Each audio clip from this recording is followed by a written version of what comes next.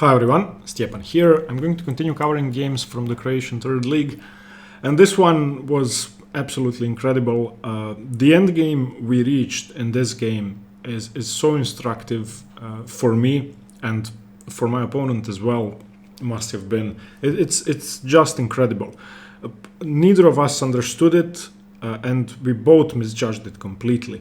So I'm going to show you how I attempted to create a fortress, which I thought was just impenetrable. He thought so too, luckily for me. It wasn't. Okay, well, let me show you what happened in the game. This is probably one of the, if not the most instructive endgame I've ever played. So my opponent starts with the Reti, and you know what I'm going to play. I'm going to play the London with black if I can. So c4, c6.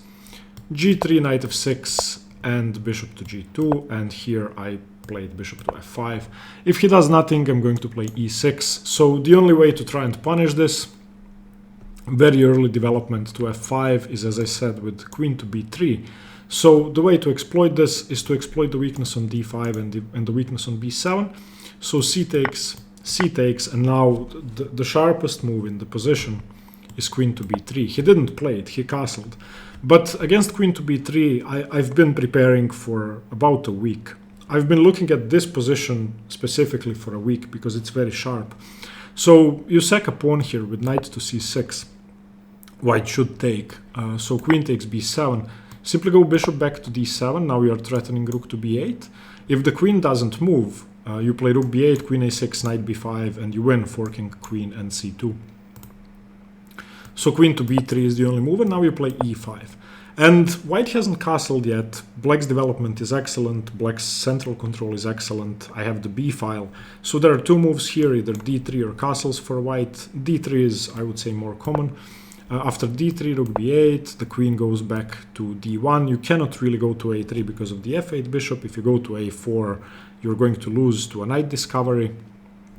So queen d1 and now bishop b4 check. And now the only move is knight f to d2. So it's really easy for white to go wrong here. So as I said, I was prepared for this. If you're going to play the London with black, it's going to be much harder than with the white pieces because white has an extra move. But my opponent castled here, and after knight c6, there are no more issues. Now when he plays queen to b3, I can safely play queen to d7. My knight is covering the e5 square, and everything is fine. If I want to, I can still go for that same position by playing e5. And now if he doesn't take the pawn, then I play d5, and he is worse. So he has to take the pawn. But after bishop d7, queen b3, rook b8, we reach pretty much, queen b3, rook b8, we reach pretty much the same position. But since that's very sharp, and I have a pleasant position already, I got away with bishop f5. I don't want to go for that, so queen d7. d4, fine. e6, knight c3. And here I made a strategic mistake. So, as I said many times before, in these types of setups where white has played g3 and maybe would like to prepare e4, you don't really want to play bishop to d6. Instead, you play bishop to e7. So I think I did spend some time here on bishop to e7 or bishop to d6. In the end, I played the wrong move. It's just strategically incorrect. I should have played bishop to d6 simply because it prevents knight e5 and it prevents bishop to f4. So after bishop to d6, if he plays knight e5, I take it with the bishop, play knight g8, knight e7, knight c8, bishop c7, knight d6, great control over c4. And if he plays bishop f4, I trade. In fact, there has been two games from this position. In both, white played bishop f4 and black got a pleasant position. So yeah, bishop d6 is just much better. If knight b5, that's no problem, just bishop b8, a6, and you continue with your stuff. But I played bishop e7, which is way more passive, allowing knight e5. And I wanted to play queen c8 anyway. I don't really like my queen on d7. I know that it's going to get harassed with rook c1 later on, but I wanted defending the b8 square in some positions. Okay, and here my opponent surprised me. He took on c6. If he plays bishop f4, I think he's just slightly better. This should be a slightly better position for white because I played bishop to e7. He got away with both knight e5 and bishop f4. Instead, he played knight c6, and now after bc6, the only thing I have to do is play c5, and my position is ideal, I would say. My a7 pawn is isolated, that's fine. I would much rather have it, I don't know, on b7 or on b6 if it wasn't hanging. But other than that, I have the b file, my bishops are amazing, my queen has squares, my king is safe. Okay, so he played bishop f4. Now I cannot play c5 before I castle because I'm going to get blown to bits. It's just too risky. So castles and rook a to c1. So in this position, I want to play rook b8, and I think rook c1 is a mistake because it allows knight to h5. I don't think there's a way for him to avoid moving the bishop. If he plays bishop to e5, I think I just go f6 because g4 is defended, and I mean if he goes here, then this position is great. So against knight h5, he has to waste the tempo with bishop e3. And here, black is better. There's no doubt about it. Why? Well, I have perfect pieces. I have the b file. I'm going to maybe play c5. Granted, it's going to be harder with the bishop here. But most importantly, the Reti bishop on g2 is just bad here. It doesn't really do much. It's visually obvious that my bishops are better. Now, the problem in my position is the c5 square. Since he played bishop to e3, I cannot play c5, and more importantly, he wants to play knight a4, knight c5, which is a very common strategic bind on the c5 square seen in many openings. Most importantly, this pattern can be seen in minority attack openings, like the Queen's Gambit Declined or the Caro-Kann, where either black plays the knight into c5, into c4, excuse me, in the Caro-Kann, or white plays the knight into c5 in the Queen's Gambit Declined, blocking the backward c-pawn and basically strategically having a winning position. So that's something I have to prevent. I have to act quickly to make sure this doesn't happen. It doesn't matter if I trade off my bishop. That means that I lost my good bishop because my pawns are on light squares, because he's going to get a piece into c5 anyway, and then I am going to have to play knight f6, knight d7 to dislodge that piece, and that may just be too slow. So again, I have to act quickly. I should be better, but if I don't act quickly and he gets the knight into c5, then I would like to be white. Okay, so rook b8. Now in this position, I just wanted to win a pawn.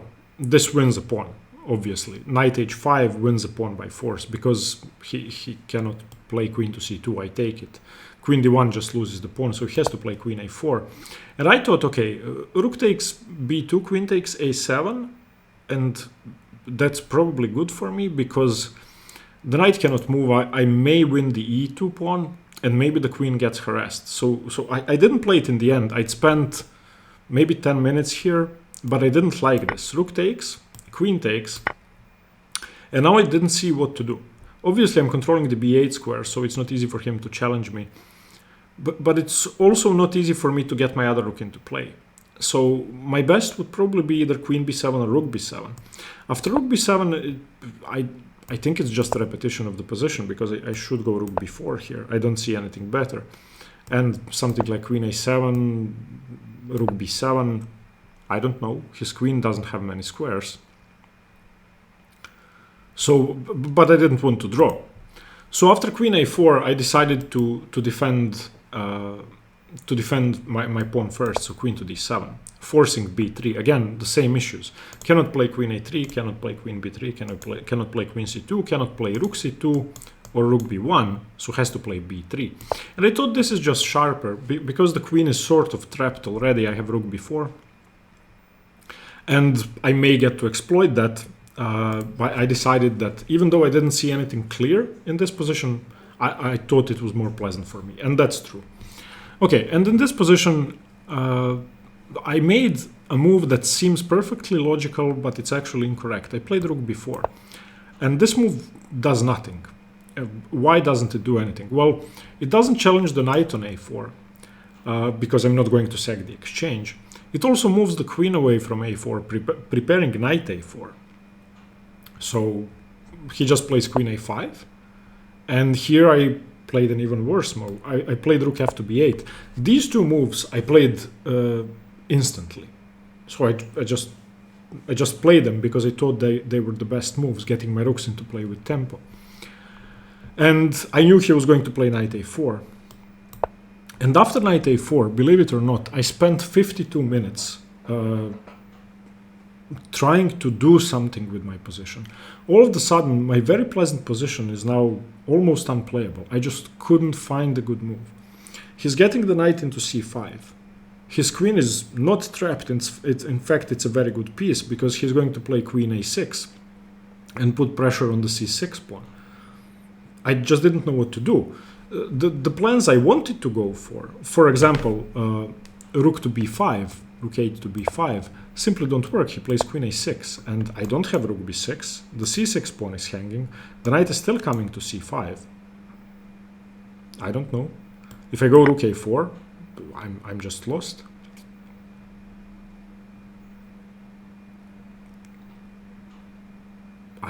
Okay, I mean, I don't know what to do. So yeah, obviously, this was one of the tricks which I thought would work. This is one of the reasons why I wanted to play rook to b5, or rook to b8, sorry, and then takes, and then rook to b6, obviously.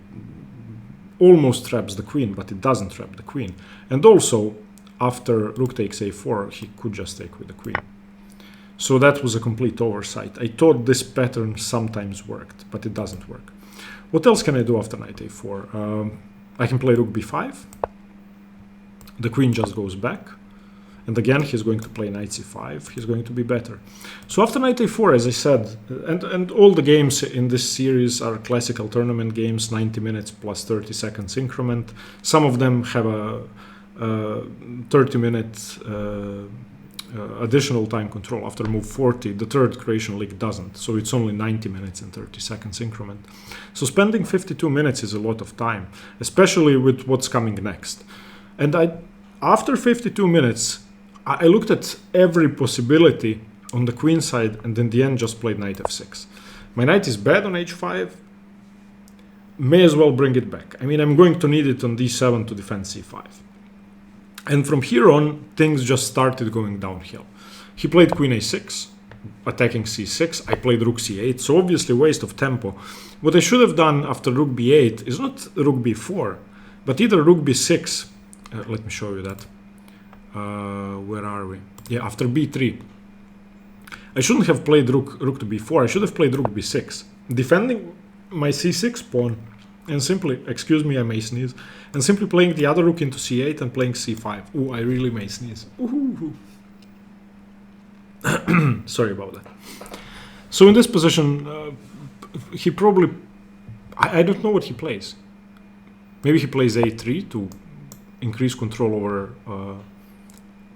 the c5 square with b4, and I just play a5. Now, if queen takes a5, then queen b7, and that's becoming very scary, because after knight a4, I go rook b5, queen c3, and bishop a3, and I'm going to take here next. So that was a much better option. Instead, as I said, I went rook b4. Even rook fc8 was better, just developing my piece. This was a complete lack of understanding in the position, playing rook b4. This is a sort of beginner's move which seems nice. Oh, tempo on the queen and then rook b8. Just does nothing. Makes my position much worse. Makes it much harder for me to defend c6. Also gets the knight closer to c5 because the queen moves away from a4. Rook fb8, knight a4.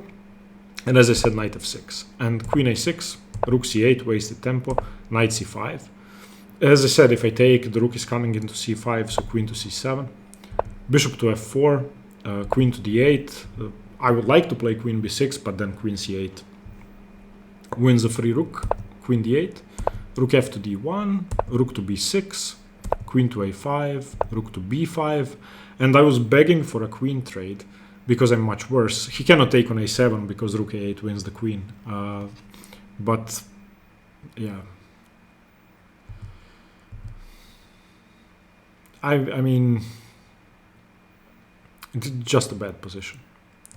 Okay. He exchanged queens, rook d8, and went back to d3. And after knight d3, I actually have hope in this position.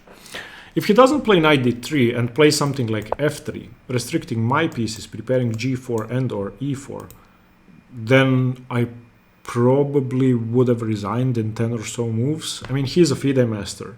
His rating has dropped. I don't know why. I think he is much stronger than his rating, and his results recently show that he's not old. But yeah, I think he would have beaten me easily after something like this. For example, h6, g4, bishop g6, and simply bishop f1, preparing e4, well, preparing e4. Instead, he went knight d3, and now I have breathing room. Bishop d3, rook d3, and rook c8.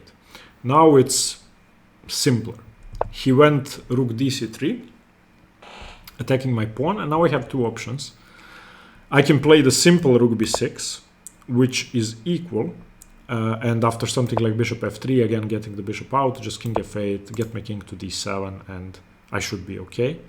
Or I can play the complicated move, which I thought equalizes, but it's in fact so bad that there is no turning back after this, and it's so bad that white, if he plays correctly, can win by force. I played c5.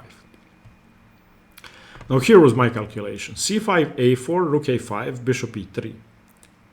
The problem is c5, a4, rook a5, he doesn't play bishop e3, he plays rook 3 to c2. Just crushing me. Okay, so here. Okay, c5, a4, rook a5, and in the game he played bishop e3, which is worse than rook to c2. If he plays rook to c2, what do I do? So I cannot really move my pawn. There's really not much I can do. If I play c4, he just takes it. I should be worse again. So probably just king f8, and now simply bishop to d2. This is the point, freeing up the c3 square. And what do I do? Rook a6, dc5. Just resignable. Rook c6, b4.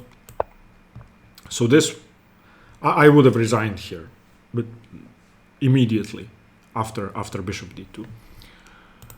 But he played bishop e3, and again, I had a chance to play something that leads to a position close to equality. I could have played c4, and after bc4, rook a4, cd5, this seems very ugly, but my bishop can go to f8, defending back rank mate. I can force his bishop to c8, because if the other one to c1, if the other one goes to f1, that I can take on d5 with the knight. So bishop c1, and now knight takes d5, bishop takes d5, pawn takes d5, rook c7, bishop f8. I'm worse, but I shouldn't lose this position. I mean, it's bishops of the same color, so he should be better because he's the one attacking, and also he has less weaknesses than me. Obviously, he has no weaknesses, because once he moves the bishop outside of the pawn chain, he can just play e3. But maybe, probably, I could have held on. Instead, I went knight d7. And this, I just didn't see the continuation. And I had to calculate about 10 moves ahead after this move. I didn't calculate before it. I calculated after knight d7, which is a huge mistake, and somehow I got away with my calculation, and it was semi-correct. So he takes on c5. Obviously, if I take, I just... well, what do I do? He plays b4 and wins my rook, so I cannot take. So bishop f6 was the idea, and now rook to c2. I should mention that c6 would have been a cleaner way to win, and I cannot take on c3 because he just wins a piece. So I probably would have to go knight e5, rook c2, maybe bishop e7, and now just f4. And this is too much. This is too much. His bishops are strong. His pawns are rolling forward. yeah. But what he did is winning as well. He just played rook c2, d4. This is the idea. I'm going to trade my d7 knight for his bishop. And here I would like to start talking about the fortress. What I had in mind from this position after knight d7 was, okay, I'm going to trade off his bishop. Once I take on f2, he's going to have a pawn on the 7th rank. I have to play rook d8 after that. Then I have to get my king to e7. Then I have to play rook a6, rook b6, rook b8 to defend the 8th rank. So this is not calculation. This is just a strategic idea on what sort of position I would like to achieve. And in my mind, that was a position I could hold on to. Why? Because my bishop can get onto this diagonal, eventually get to the b6 square, defending the d8 square, defending the d8 rook, which would make my king free to move in the center. And all I have to do is prevent b4 eventually, and a5 chasing my bishop away, and that should be a fortress. So let me show you what happened. So first, the sequence. c6, d, cd, ef, king f, rook d8. Okay, this is forced, easy to calculate. Rook c8, also easy to calculate. King f8, only move. Bishop c6. And now the second part of my plan. I want to do this. I want to trade the rook and then play king e7. So, rook a6, b4, rook b6, b5, rook b8. Okay, has to take. Rook b8, rook b8. Bishop e4, threatening rook to c8, and I played rook to d8. And after rook c8, king e7. I'm getting very close to what I wanted to achieve. The problem is, instead of bishop e4, which we both missed, he could have won in one move. And you can pause the video and try and find it. I didn't have much time on the clock. I maybe had 3 or 4 minutes. As I said, I spent 52 minutes on one position. If he plays a5, the engine says +7. I just thought this was almost equal. Why is this +7? Well, he has two passed pawns. I go rook d8, he goes b6. ab6, he goes a6. The bishop is defending a8, he's just going to queen. If bishop d4, e3, bishop c5, a7. What, I'm going to give up a rook. So we both missed it. So after rook b8, he went bishop e4, and we got this position. Okay, bishop back to c6. And now I got my fortress. I went bishop d4, king f3, and bishop b6. And I would have bet anything that this is a draw. How does he make progress? The only way he can make progress is if he gets his king to b4 and plays a5. Then I lose. But I have time to prevent that. Okay, he went king e4. I went king d6. Cannot go to d4. So king d3, king c5. Okay? Ideal. King c3 preventing king b4, but his king is not coming into b4 either. Bishop a5. That's another thing. I can also keep my bishop on a5 to prevent a4 and to prevent king b4. King b3, king d4. Okay, if he does nothing, I'm going to win a pawn. So he plays e4. Instead, again, he could have won in one move. Again, an opportunity we both missed completely. Seems absurd, but it just wins outright. b6. If I play a b6, he takes my rook. If I play bishop b6, he plays king b4. The king is coming to b4. He's going to play a5. So I missed this opportunity because I just assumed, okay, pawn takes. If he does that, my bishop stays on b4. I just missed. Okay, I didn't consider it because I thought my rook wasn't hanging, or I didn't think about that. But yeah, b6 just over. So it's not a fortress. b6 just wins. He played e4 instead. I went king c5. Now the same thing doesn't work.